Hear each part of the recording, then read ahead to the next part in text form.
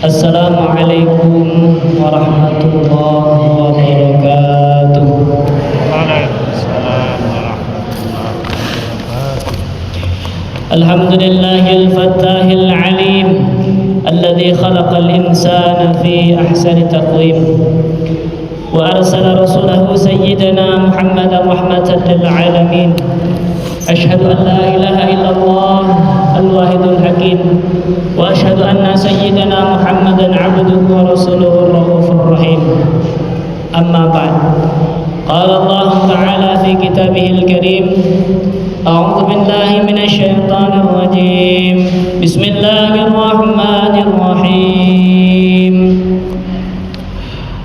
Ya ayyuhalladzina amanu taqullaha wa qulu qawlan sadida yuslih lakum a'malakum wa yaghfir lakum dhunubakum wa may yuti'illaha wa rasulahu faqad faza fawzan 'azima. Wa qala Rasulullah sallallahu alaihi wasallam fi ma'na al-hadis, man ahya sunnati faqad ahabbani wa man ahabbani kana ma'ya fil jannah, atau kama qala Nabi sallallahu alaihi wasallam. Hadratul mukarramin, para alim, ulama, para ustadz, ustadzah yang sama-sama kita muliakan, bapak-bapak, ibu-ibu, jamaah Masjid Al-Hasanah, semoga pada malam hari ini kita selalu mendapatkan lindungan dari Allah Subhanahu wa taala dan selalu mendapatkan ampunan Allah Subhanahu wa taala. Amin ya rabbal alamin. Pertama, marilah kita bersyukur kepada Allah karena berkat limpahan nikmat dari Allah, kekuatan dari Allah, kesempatan dari Allah. La haula wa la quwwata illa billahil aliyyil azim. Tidak ada daya dan upaya melainkan itu semua dari Allah Subhanahu wa taala yang bisa mendudukkan kita berkumpul di tempat yang paling dicintai oleh Allah Subhanahu wa taala, yaitu di rumahnya Allah, di Masjid Al-Hasanah yang kita cintai ini. Kemudian berselawat kita kepada junjungan kita Nabi besar Muhammad sallallahu alaihi wasallam dengan lafaz Allahumma salli ala sayyidina Muhammad wa ala ali sayyidina Muhammad, karena beliau rela berjuang, mengorbankan harta diri, waktu, bahkan nyawa untuk menegakkan kalimah thayyibah la ilaha illallah, sehingga Islam sampai pada diri kita dan Islam dikenal di penjuru dunia. Hadirin yang dirahmati oleh Allah Subhanahu wa taala, tema kajian rutin setiap hari Selasa malam Rabu malam hari ini adalah realisasi tauhid dalam kehidupan sehari-hari. Realisasi sebuah pencapaian. Maksudnya ini, apa pencapaian tauhid yang bisa kita dapatkan, yang bisa kita hadirkan ke dalam kehidupan kita sehari-hari. Nilai apa yang bisa kita bawa dalam ilmu tauhid ke dalam kehidupan kita sehari-hari. Di sini terbagi menjadi 3 poin yang insya Allah kita akan bahas. Yang pertama, yang kita ketahui pengertian daripada tauhid. Tauhid merupakan bahasa dalam ajaran Islam, karena pada dasarnya tauhid merupakan salah satu ajaran untuk meyakinkan kita bahwa tidak ada Tuhan yang patut disembah kecuali Allah, dan sesungguhnya baginda Nabi Muhammad adalah utusan Allah Subhanahu wa taala. Ini makna dalam bahasa untuk meyakinkan kita bahwa Tuhan satu-satunya yang harus kita sembah itu ya Allah, nggak ada lagi Tuhan yang lain. Kita yakin bahwa Allah lah Tuhan kita. Kemudian kita juga yakin tidak ada jalan yang bisa menyelamatkan kita, baik itu jalan dunia, baik itu nanti di akhirat, kecuali hanya mengikuti jalannya baginda Rasulullah Sallallahu Alaihi Wasallam. Kemudian tauhid dalam bahasa Arab berasal dari kata lafaz wahid yang artinya satu atau esa. Berarti tauhid perpindahan dari kalau dalam ilmu sharaf, wahada yuwahidu tauhidan. Wahada mengesakan, berarti tauhidan mengesakan Allah Subhanahu wa taala. Jadi ilmu tauhid adalah ilmu mengesakan Allah Subhanahu wa taala. Ilmu menanamkan dalam hati kita bahwa Allah lah yang menciptakan kita, bahwa Allah lah yang patut disembah. Itu poin pertama. Yang kedua, macam-macam daripada tauhid. Yang pertama, tauhid rububiyah. Rububiyah merupakan kata yang dinisbatkan kepada Allah. Rabb bisa diartikan beberapa arti. Rabb bisa jadi arti Khalik, sang pencipta. Rabb bisa berarti murabbi, yang memelihara. Rabb bisa berarti Malik, pemilik yang menguasai semuanya. Rabb juga bisa berarti As-Sayyid, tuan.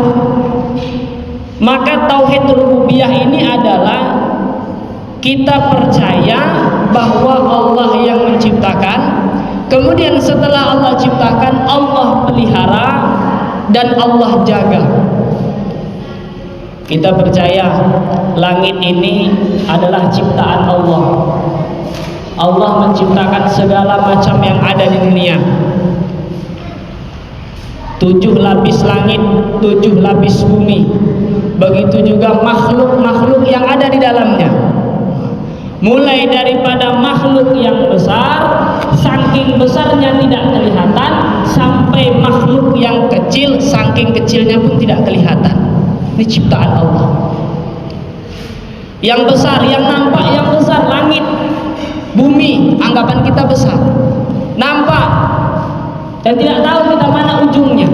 Langit pertama, langit kedua, langit ketiga, ini ciptaan Allah. Kita harus yakin, inilah fungsi tauhid rububiyah. Kita yakin semua yang ada ini adalah makhluk diciptakan oleh Allah. Dan yang satu adalah Khalik, yaitu Allah yang Maha menciptakan. Besar langit. Ulama mengatakan perumpamaan besarnya langit pertama dengan langit yang kedua. Langit pertama besarnya bagaimana? Seandainya langit pertama diletakkan di atas langit kedua, maka seperti sebuah cincin yang diletakkan di tengah padang pasir. Berarti besar lagi langit kedua. Begitu juga seterusnya, langit kedua diletakkan di langit ketiga, maka seperti sebuah cincin yang diletakkan di tengah padang pasir. Sampai ke langit ketujuh seperti itu. Bumi begitu juga, ada lagi makhluk. Bahkan kata di dalam sebuah pendapat mengatakan ada kurang lebih 18.000 jenis makhluk yang Allah Subhanahu wa taala ciptakan. Makhluk ini yang diciptakan oleh Allah. Manusia makhluk, dunia ini makhluk, tumbuh-tumbuhan makhluk, binatang itu makhluk, kemudian langit juga makhluk, malaikat juga makhluk. Ini kurang lebih 18.000 jenis makhluk. Dan kita makhluk Allah yang Allah ciptakan, laqad khalaqnal insana fi ahsani taqwim. Makhluk yang paling hebat, yang paling sempurna yang Allah ciptakan. Nah, kita harus yakin itu.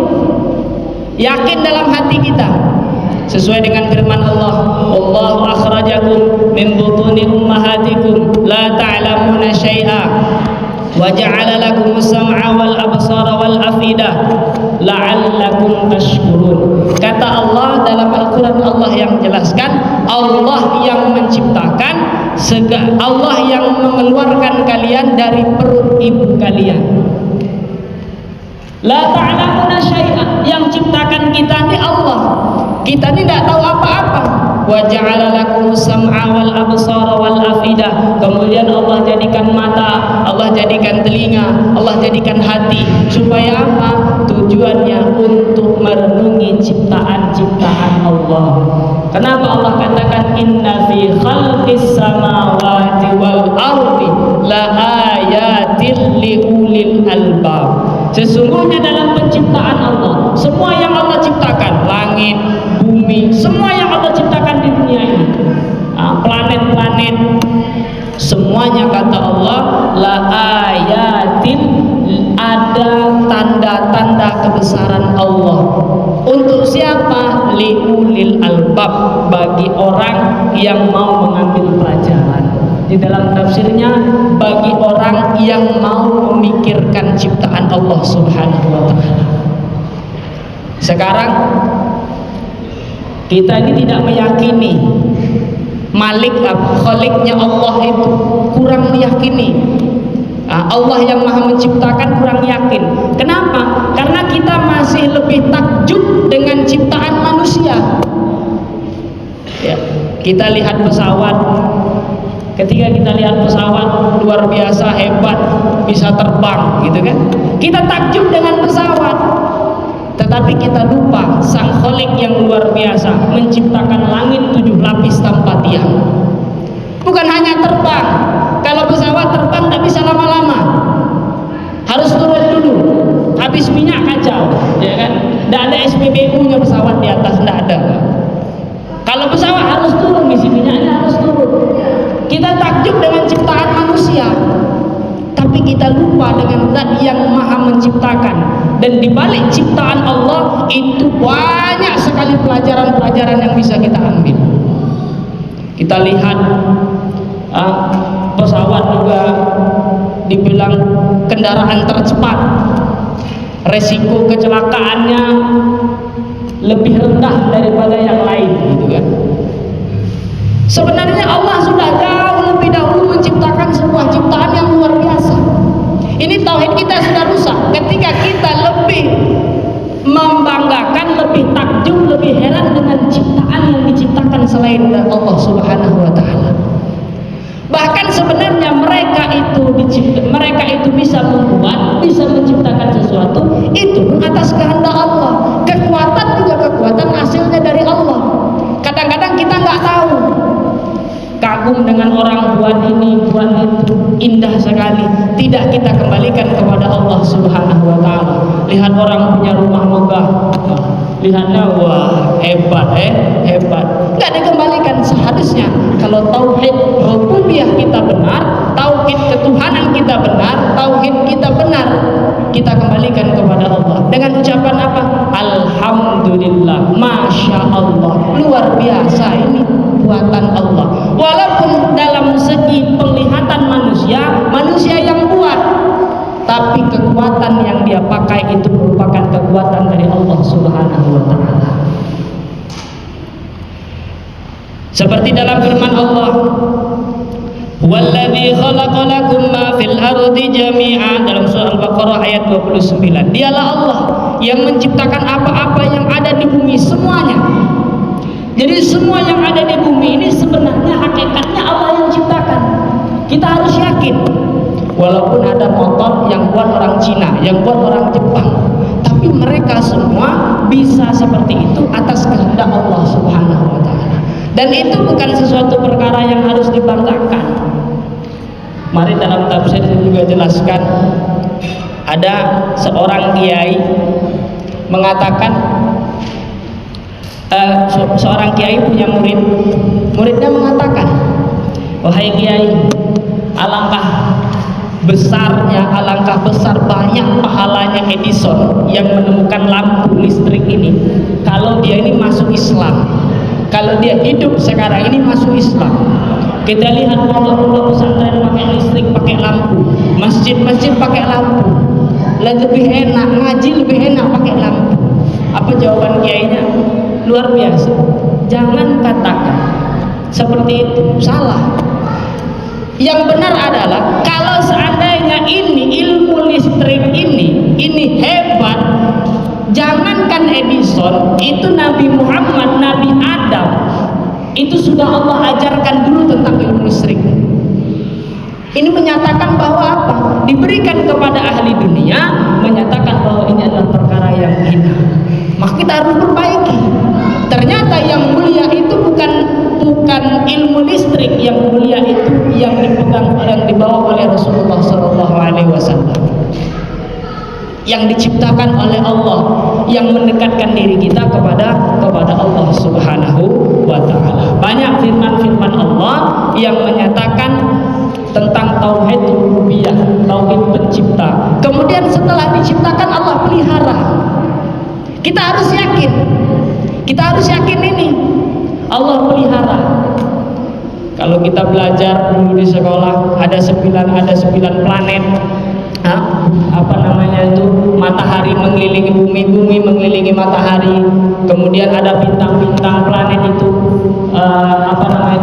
bergerak sesuai dengan garis edarnya. Itu semua atas pemeliharaan Allah Subhanahu wa Ta'ala. Nah, kita harus yakin. Pernah Nabi Musa alaihissalam bertanya kepada Allah, ya Allah, bagaimana engkau ini bisa memelihara ini dunia sehingga tidak hancur? Maka kata Allah, perintahkan kepada Musa, wahai Musa, kau ambil gelas isi air, pegang, jangan dilepaskan sebelum aku perintahkan dilepas. Akhirnya dipegang sama Nabi Musa. Ketika dipegang lama tidak ada perintah Allah, akhirnya Nabi Musa alaihissalam mengantuk. Ketika ngantuk 1 detik saja, gelasnya lepas dan pecah, airnya tumpah kemana-mana. Apa kata Allah? Wahai Musa, begitulah keadaan dunia kalau 1 detik saja lepas dari pemeliharaanku, kata Allah. Sebentar saja tidak Allah jaga, maka dunia ini akan bertabrakan, hancur semua. Planet-planet bertabrakan, matahari bertabrakan dengan bumi, Merkurius, bumi, Mars bertabrakan semuanya, karena tidak dijaga oleh Allah Subhanahu wa Ta'ala. Gak usah jauh-jauh, di dalam tubuh kita saja kita yakin dalam tubuh kita ini ada yang Allah jaga. Contoh, kita punya rambut, ini rambut kepala, kemudian ada rambut alis, ini sama, aktarnya sama. Kalau kita ambil alis, kita ambil rambut, kita letakkan ke laboratorium, itu sama-sama rambut, tapi Allah jaga rambut alis, Allah jaga. Sehingga apa? Sehingga alis tidak memanjang seperti rambut kepala. Kalau seandainya alis sama seperti rambut kepala, repot. Bukan nyukur kepala lagi, dan nyukur alis, nyukur alis. Sedangkan tidak panjang, banyak yang nyukur alis, ya kira-kira. Iya, tidak panjang-panjang deh alis. Itu pun ada yang orang itu suka nyukur alis. Itu tandanya Allah jaga. Sama bulu hidung, kita pun ini rambut juga, tapi Allah jaga.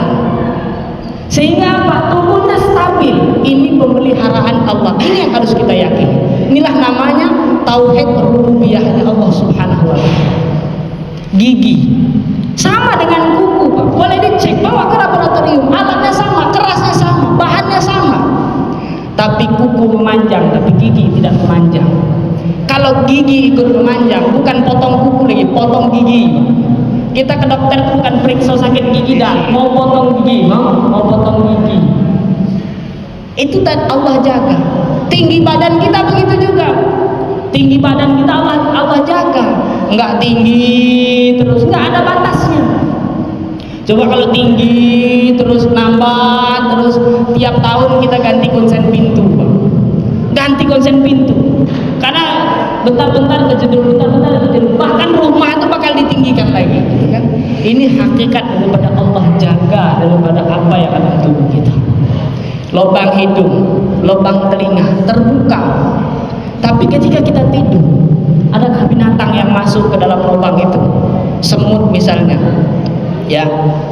Tandanya Allah jaga semuanya. Sehingga apa? Penjagaan Allah lah yang menjadikan kita selamat sampai hari ini. Ada suatu ketika kita sedang berkendaraan, mungkin sedang jalan-jalan, hampir jatuh, bukan hampir tidak jatuh, hampir jatuh. Kalau hampir tidak jatuh berarti tidak jatuh. Kalau hampir jatuh belum jatuh, gitu kan? Hampir jatuh. Itu bukan karena kadang-kadang orang gitu kan hampir jatuh, untung aku hebat pernah belajar silat, mikirnya gitu. Padahal tidak, itu semua penjagaan Allah atas kehendak Allah. Ketika kita, apalagi kalau orang Jambi, Pak. Kalau orang Jambi itu segala untung galau, ya. Misal saya jatuh, untung kaki aku udah patah. Nah, untung juga. Lah patah kaki, untung patah sekok, tidak dua-duanya, gitu kan? Dua-duanya patah, masih untung tidak mati, gitu? Untung tidak mati. Itu orang Jambi itu, Pak. Sebenarnya itu bukan untung, penjagaan Allah Subhanahu wa Ta'ala. Inilah yang harus kita yakin, yang harus kita rubah mindsetnya. Bukan karena kita hebat, tidak, tapi karena kita dijaga oleh Allah. Nyebrang jalan, bisa tak kira-kira nyebrang jalan tiba-tiba ada mobil yang nabrak kita, padahal nggak ada mobil, kita udah lihat di sana nggak ada, sana nggak ada. Ketika kita nyebrang, tahu-tahu tiba-tiba ada lewat, gitu kan?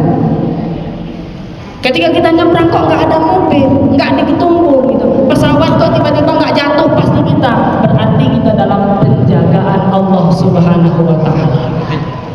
Nah, itu yang harus kita yakini. Ini namanya tauhid rububiyah.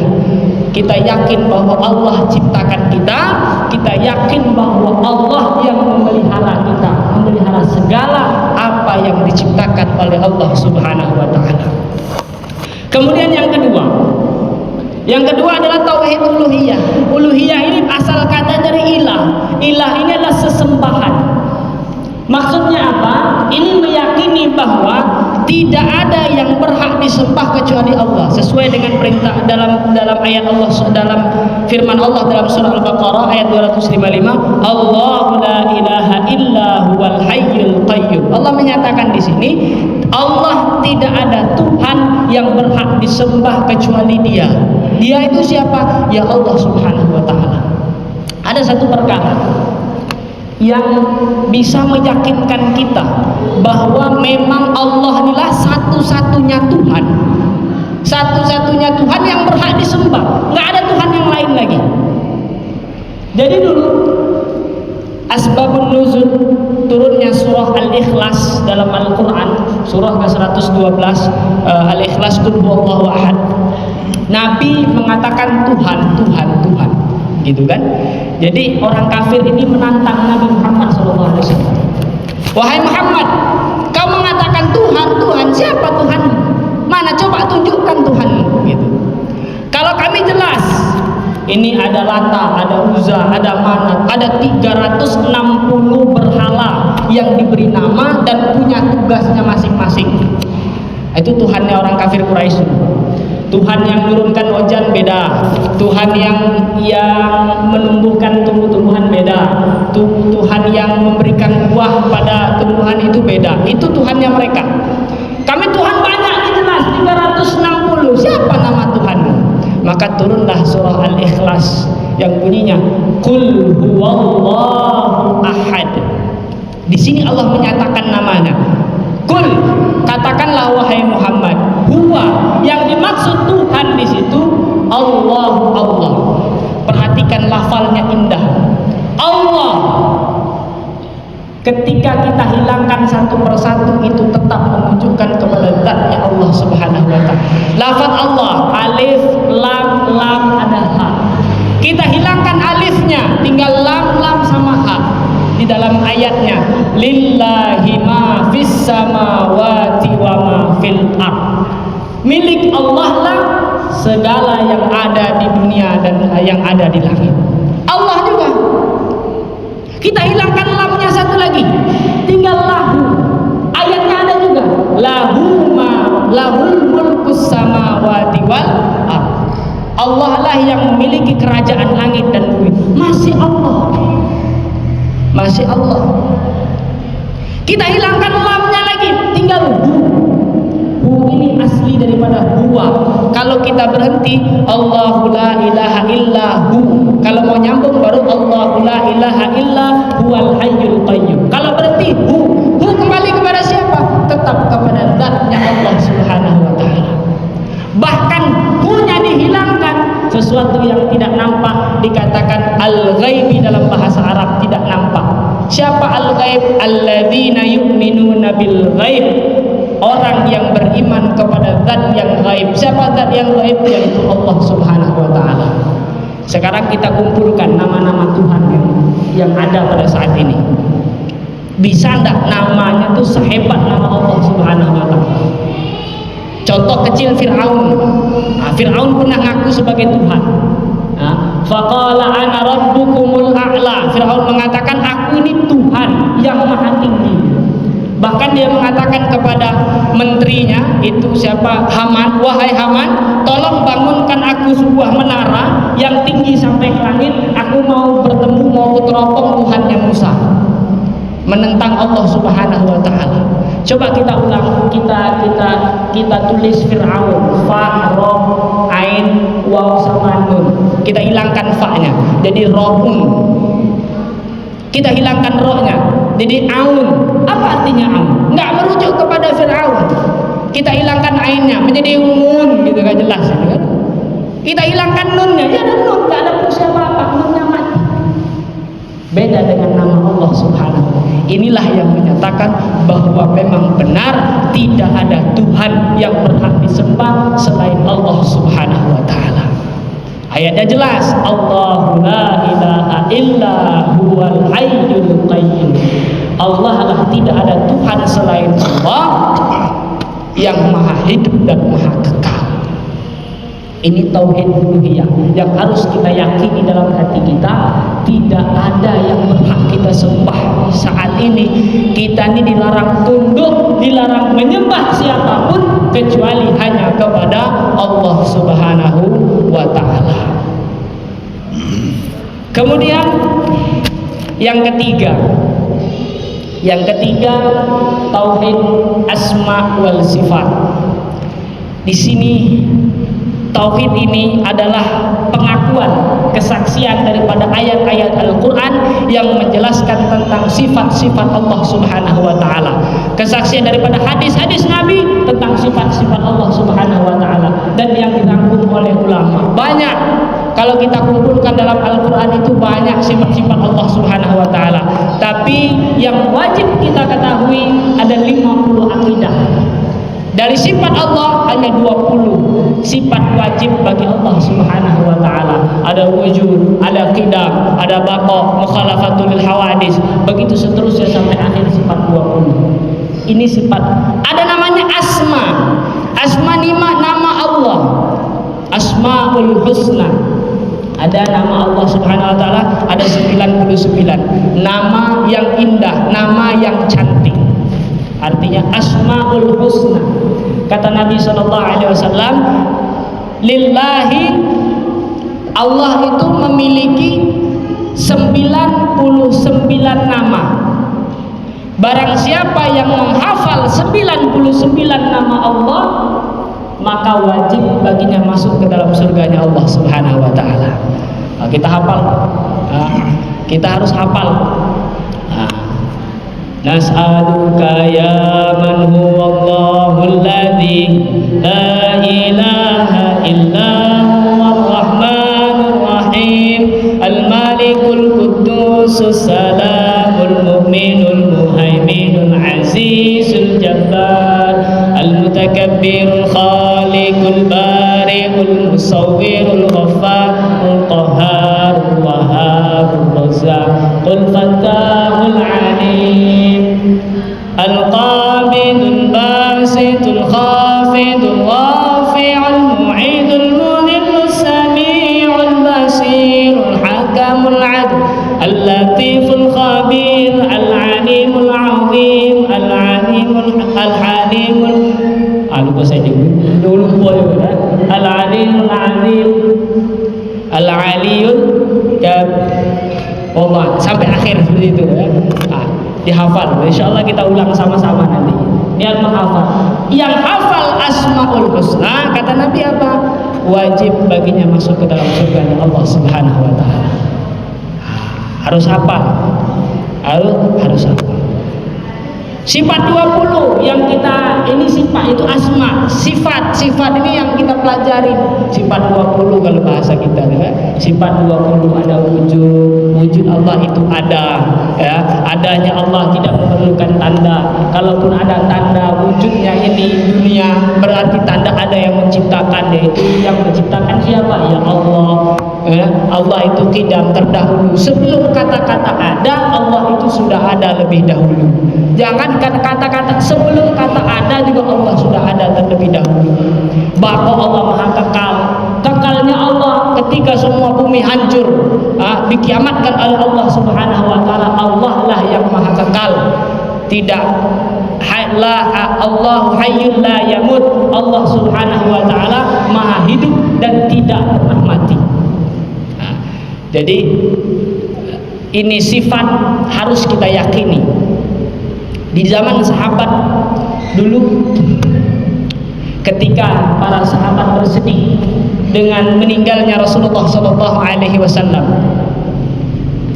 bersedih pada saat itu Umar mengatakan sambil menghunuskan pedangnya, dia mengatakan, "Man qala Muhammadan qad mata fa'nuq unuquhu." Siapa yang mengatakan Muhammad mati, aku penggal lehernya. Muhammad tidak mati, Nabi Muhammad tidak mati. Nabi Muhammad hanya bertemu dengan Allah Subhanahu wa taala sebentar. Tapi datanglah Abu Bakar. Abu Bakar ini sudah tahu sebelum Nabi Muhammad meninggal, dia sudah tahu bahwa Nabi Muhammad akan meninggal. Ketika turun ayat terakhir surah Al-Maidah, Al-yawma akmaltu lakum dinakum, Islam Madinah, ila akhir ayat. Ayat itu turun, ayat terakhir, semua sahabat senang. Wah, hari ini Islam sudah disempurnakan oleh Allah. Kita menjadi agama yang diridhoi oleh Allah. Enggak ada lagi agama yang tidak diridhoi oleh Allah. Semua sahabat senang, kecuali satu. Siapa? Abu Bakar radhiyallahu taala. Tanya sahabat yang lain, "Kenapa kamu nangis wahai Abu Bakar?" "Kamu tidak tahu," kata Abu Bakar, "kalau Islam sudah disempurnakan oleh Allah, berarti tugas Nabi Muhammad sudah selesai. Berarti Nabi Muhammad akan dipanggil oleh Allah Subhanahu wa taala." Jadi Abu Bakar ketika melihat Nabi Muhammad meninggal, pada saat itu Abu Bakar pun masuk ke dalam kamar. Setelah masuk ke dalam kamar Rasulullah SAW, dibuka, diciumnya wajah Rasulullah SAW, kemudian dia keluar. Ketika keluar, apa yang diucapkan oleh Abu Bakar radhiyallahu taala anhu, beliau mengatakan, sesungguhnya Nabi Muhammad juga manusia biasa. May ya'budu Muhammadan, siapa-siapa saja yang menyembah Muhammad, fa in Muhammadan qad mata, sesungguhnya Nabi Muhammad sudah meninggal. Wa may ya'budu Allah, siapa yang menyembah Allah, fa innahu hayyul la yamut, sesungguhnya Allah itu maha hidup dan tidak akan mati selama-lamanya. Ini Nabi Muhammad sedang Abu Bakar sedang mengajarkan kepada sahabat yang lain bahwa yang kekal itu hanya Allah Subhanahu wa taala. Nabi Muhammad juga manusia. Dia juga akan mati dan menghadap kepada Allah Subhanahu wa taala. Barulah Abu Bakar turunkan pedangnya dan percaya bahwa Nabi Muhammad sudah meninggal. Ini sifat Allah. Yang sekarang ini banyak yang terjadi ini kelirunya di mukhalafatul hawadis, berbeda dengan makhluk. Sifat ini banyak orang-orang sama sekarang ini masih menyamakan Allah dengan makhluk. Padahal Allah punya sifat mukhalafatul hawadis. Allah itu berbeda dengan perkara baru. Perkara baru itu siapa? Ya kita ini perkara baru. Apa yang ada di dunia, yang ada di langit itu perkara baru. Kenapa disebut baru? Karena dulunya belum ada. Ada sebabkan diadakan oleh Allah. Kenapa berbeda? Kekuatan kita sama Allah itu beda. Kita punya kekuatan, Allah juga punya kekuatan, tapi beda. Kita bisa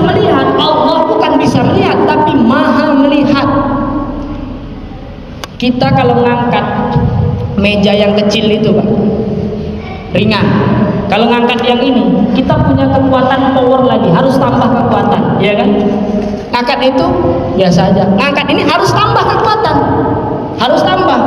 Tapi kalau Allah tidak, Allah ciptakan semut, dengan Allah ciptakan dunia yang nampaknya besar ini, itu sama kekuatan yang Allah Subhanahu wa taala gunakan.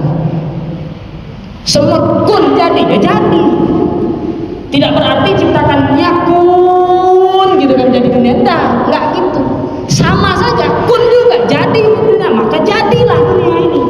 Kekuatan tak beda. Kalau kita beda, ngangkat ini dengan ngangkat beras dengan ngangkat semen beda. Ngangkat beras 20 kilo, ngangkat semen 50 kilo, harus kuat lagi gitu kan. Latihan lagi. Kalau Allah tidak seperti itu. Gitu juga kita punya sifat melihat. Allah bukan melihat, Allah itu maha melihat. Allah itu maha melihat. Maksud dengan maha melihat itu apa? Penglihatan Allah tidak sama dengan kita. Kalau kita ada dinding, selesai, nggak bisa nampak lagi. Kalau Allah enggak. Bahkan dalam kitab Jawahirul Kalamiyah, bahasanya ulama itu mengatakan seperti ini: semut hitam yang ada di dalam lubang, di dalam kegelapan malam, itu pun Allah tahu apa yang sedang ia lakukan, Allah tahu apa yang sedang ia katakan. Allah lihat dia ngapain itu Allah lihat. Itu maha melihatnya Allah. Kalau kita Pak, sekarang disamakan seperti itu, ada dinding bisa nampak, susah kita mandi Pak. Ditengok orang terus gitu kan. Iya. Pendengaran itu juga, kita mendengar, Allah bukan mendengar, maha mendengar, beda. Kita berapa meter selesai pendengaran kita, tapi kalau Allah enggak. Coba kalau kita sama dengan Allah, kapan kita mau tidur? Karena sekarang kita malam, saya punya kawan mondok di Afrika Selatan. Kalau saya nelpon sekarang ini jam berapa, itu masih sore, jam 3 sore. Masih jam 3 sore, masih jam 2, masih siang, gitu kan? Kalau kita berangkat haji umroh, kita nelpon keluarga, sana siang, sini malam, ya kan? Kalau sini malam kita mau tidur masih kedengaran yang di sana itu, kapan kita mau tidur? Ributnya orang bagaimana? Kadang-kadang tetangga ribut begitu tidak bisa tidur, tahan kita buka pintu nengok keluar, apa gak bisa tetangga sebelahan, gitu kan? Apalagi seluruh dunia bisa kita dengar. Itu berarti menandakan bahwa beda antara kita dengan Allah Subhanahu, tidak bisa disamakan. Allah berbeda dengan makhluknya. Kemudian yang terakhir, merealisasikan tauhid dalam kehidupan. Maksudnya apa? Tauhid yang sudah kita ketahui, rububiyah, uluhiyah, asma wa sifat, kita hadirkan dalam tubuh kehidupan kita sehari-hari. Tahapannya apa? Tahapannya kita harus bertauhid ketika kumpul, tauhid ketika sholat. Apa tauhid ketika sholat? Kita sudah tahu Allah yang menciptakan, berarti yang paling kita sembah itu Allah. Berarti apa? Kita harapkan hanya ridho Allah Subhanahu wa ta'ala. Ketika kita kumpul bertauhid, ketika dapat ujian, bagaimana tauhid ketika dapat ujian? Qalu inna lillahi wa inna ilaihi raji'un. Katakanlah ujian yang kita dapatkan ini semua milik Allah dan kembali kepada Allah. Maka ketika kita sudah menguasai itu, dimanapun kita ini diperintahkan untuk bertauhid, duduk di masjid bertauhid. Apa tujuan kita duduk di masjid? Hanya untuk mengesahkan Allah, hanya untuk mengharapkan ridho Allah Subhanahu wa ta'ala. Maka seluruh amal ibadah kita harus kerjakan dan larangan kita harus tinggalkan. Dan ibadah itu semua harus 100% kita niatkan hanya mengharapkan ridho Allah Subhanahu wa ta'ala. Kalau seandainya ada sedikit saja kesyirikan dalam hati kita mengharapkan pahala makhluk, maka nanti akan rusak ibadah kita. Kata ulama, ibarat debu yang ditiup oleh angin, berterbangan habis semuanya. Ada yang mengatakan ibarat debu yang berada di atas batu, kemudian dituruni air hujan, hilang semuanya, selesai. Amalnya tidak ada artinya di hadapan Allah Subhanahu wa ta'ala.